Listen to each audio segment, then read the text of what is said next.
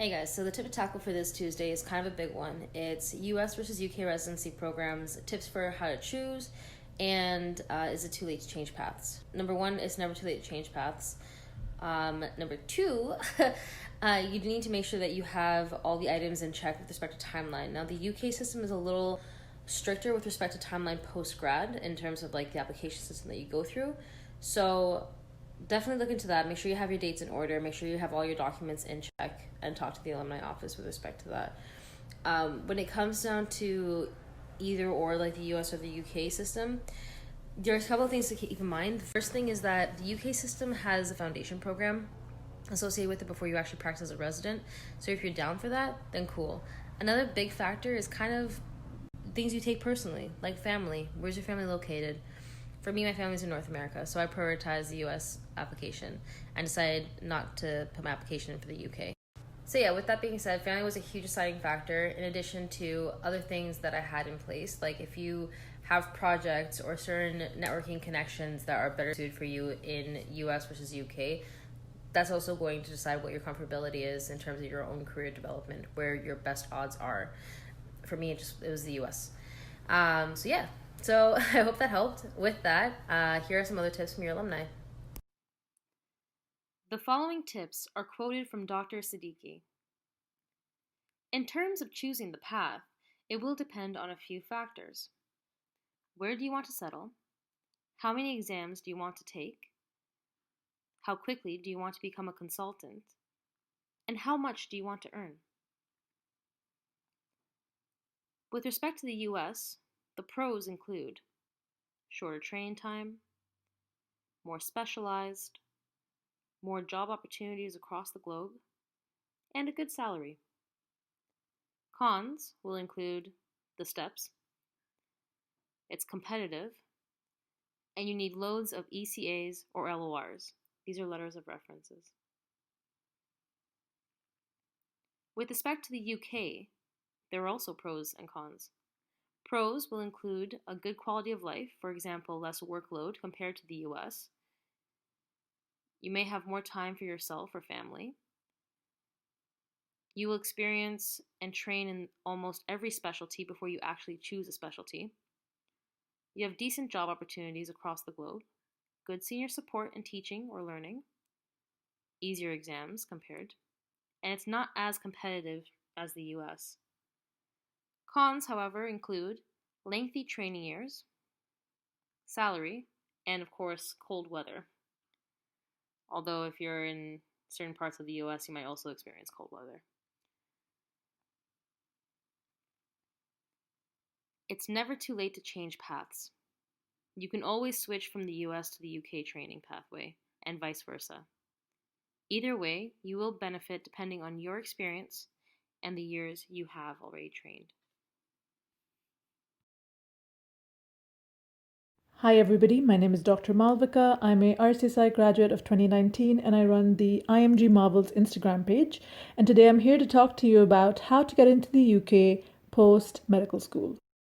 Typically, people choose the UK if they don't want to do very hard exams and if they want a very competitive medical or surgical specialty. In order to practice in the UK, you need to be registered with the GMC or the General Medical Council. And the exams required are the PLAB 1 and the PLAB 2. The PLAB 1 is an MCQ exam, and the PLAB 2 is an OSCE type exam. Both of these exams are much easier than the USMLE and require very basic knowledge and less than 3 months of studying. The PLAB 1 and the PLAB 2 exams can only be sat after you have graduated medical school. So you might have to take a gap year or be studying for these exams while you're doing your internship. If you're ready to take a gap year, then I would suggest to apply to Foundation Year 1. This is the easiest way to get into the UK, and your CV doesn't count at all. The only things important to get into Foundation Year 1 are your rank in medical school, which makes up 50% of the score used to judge you, and the other 50% of the score is made up by the SGT exam, or a situational judgment exam. The application is made through the Oriel system online, and once you have your provisional registration from the GMC and you've matched with a program, you're allowed to start in August. The foundation program lasts 2 years, including Foundation Year 1 and Foundation Year 2.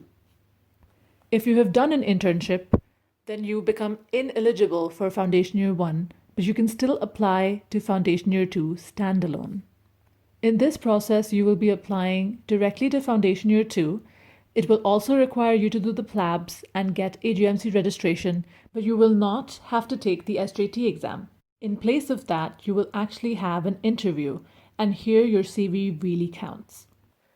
The UK has a specific checklist that they use to evaluate CVs. Unlike the US, very low importance is given to medical electives. The things that the UK likes to focus on are any postgraduate degrees or qualifications that you have, any CPD courses that you've done, any quality improvement projects or clinical audits that you've done, any teaching experience that you have or any teaching courses or training that you've done, any presentations that you've given at a local, regional, or national level, any publications that has a PubMed ID, any leadership and management roles that you've held either locally, regionally, or nationally, and other things that show commitment to medicine or surgery.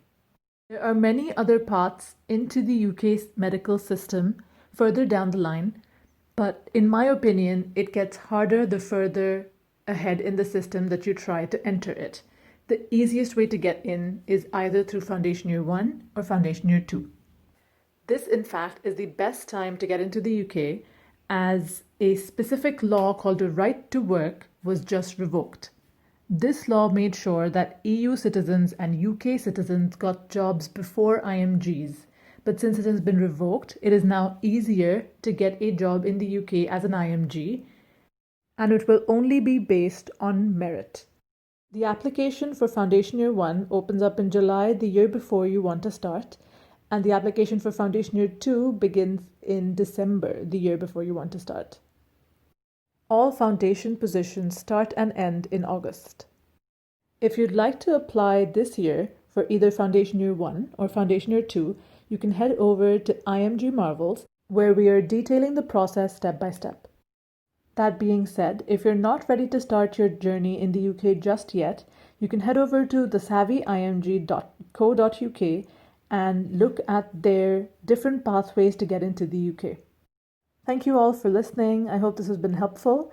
And if you have any questions, comments, or concerns, you can reach out to me on the IMG Marvels page, or you can reach out to Adriana on the Foundation of IMG Instagram page.